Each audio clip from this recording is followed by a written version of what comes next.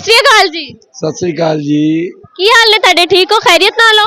बहुत किरपा चढ़दी कला। ठीक है जी। मैनू दसो पाकिस्तान आके तुहानू कैसा लग्या है?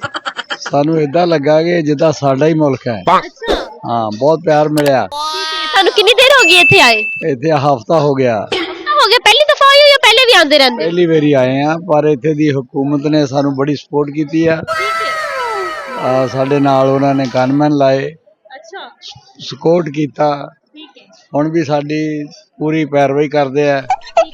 हाँ जी हाँ जी, बड़ा सानू प्यार मिलया।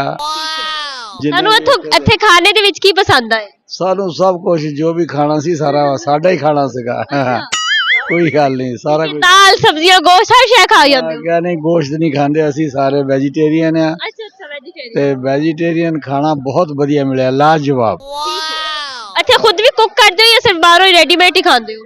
नहीं नहीं, असी कुक कोई नहीं करते, असी तो बाहर होटल दे विच ही ओही जोड़ जेड़ा बनाउंदे आ खाने आ। ठीक है।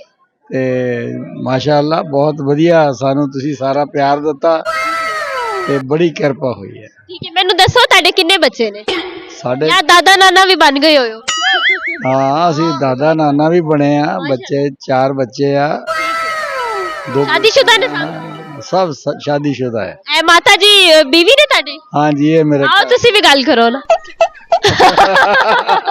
कोई गल नहीं जी, लास्ट कुछ कहना चाहोगे? नहीं, बस मैं यही कहना चाहूंगा कि सारे भाई रल मिल के रहो, सारा नू प्यार करो, सच बोलो ते सच दे पहरा दिओ, किरत करो ते लोकां दा भला करो।